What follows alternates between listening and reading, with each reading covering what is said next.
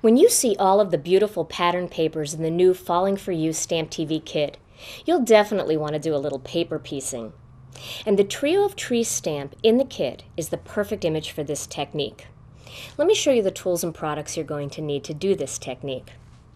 First, you're going to need some of the pattern papers, and look at these beautiful autumn color combinations, perfect for trees. Then you're going to need the tree stamp from the Falling For You kit, and you're going to need some ink. I'm going to use the Memento Tuxedo Black ink, and then I'm going to decorate one of the pattern papers for another part of my card project using the Memento Rich Cocoa ink and one of the leaf stamps from the Falling For You kit. So to begin the paper piecing, you want to start off by choosing one of the pattern papers and inking up your stamp with some Memento Tuxedo Black ink.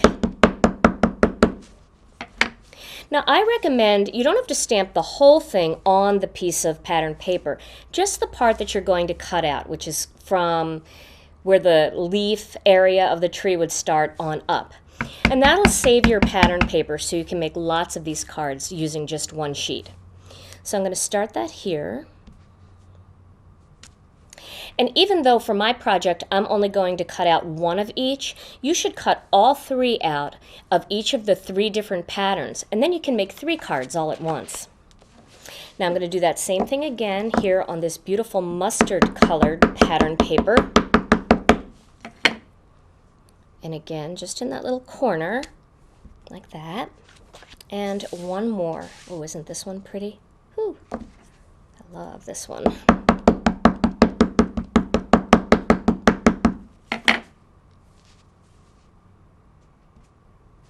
Okay.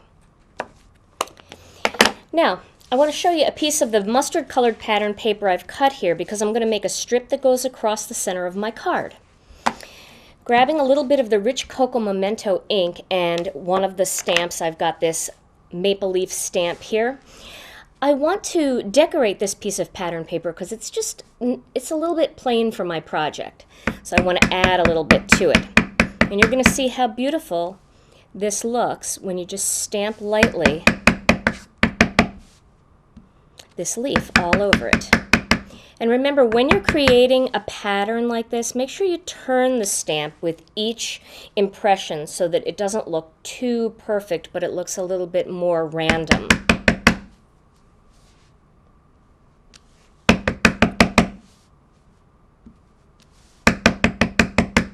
This one I'm going to face this way.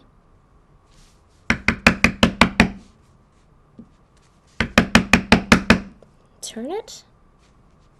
Put it there. And then if you want to fill in these little areas that you think need a little something, you can just use the tip of one of the leaves there and right there. And you can see how pretty that looks. And it does really look like the paper came that way. So my final step for paper piecing is to stamp this image one more time. I'm going to use some of the ivory cardstock. This is the heavy base weight cardstock, and I'm going to use this to create my base image, and that's when I'm going to cut out all of my little trees and paper piece. Okay, so now I have my base.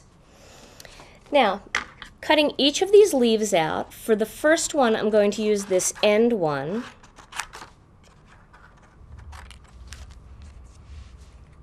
And if I was going to keep all 3 leaves, I would be much more careful cutting these out. But since I'm only going to do one project today and not worry about it too much, I'm only going to cut the ones that I need. This is a great way to use up your scrap paper too. When you have all those little scraps of pattern paper, little ends that you cut off, and you're not sure what to do with it, find a project and do a little bit of paper piecing. Find a good stamp for that.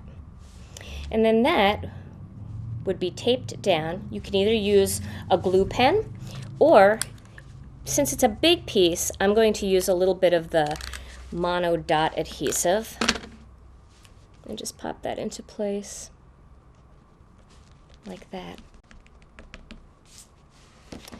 The next one I'm going to cut is this middle one. No, actually, yeah, I'll put the middle one in for this part, and you'll see on my finished card project I did a different order.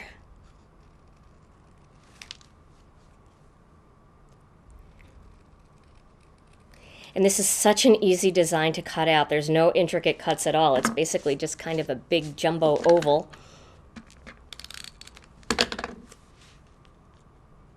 Pop that on there, like so. And if it's not perfect, I like this dot adhesive because it's pretty easy to lift it up and reposition it before it becomes permanent. Okay, and my last one.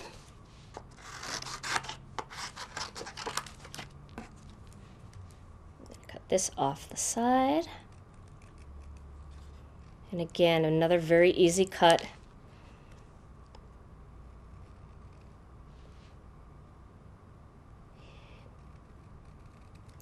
Anybody can do this technique. It's quite simple, and it really makes the project look so interesting and unique. And your non-stamping friends will have no idea how you did it. And there's my last tree. So now I have my little autumn trio of trees ready for my card project. Here in my finished card project, you can see that I did a different order in the patterns, and I just sponged a little bit of ink right onto that circle prior to adding my paper pieced tops of my trees on top. And then I also did the same thing here with the greeting. And I love this little greeting. It's just a little quip wishing you all of the pleasantries of life. Isn't that cute? And then here's my little strip of pattern paper that I made using the leaf stamp. And doesn't that just fit in perfectly? What a pretty autumn card. You can take your paper piecing up a notch by decorating the trees with rhinestones, pearls, buttons, or glitter. And don't forget to try other paper combinations to create the feeling of springtime trees and summer trees too.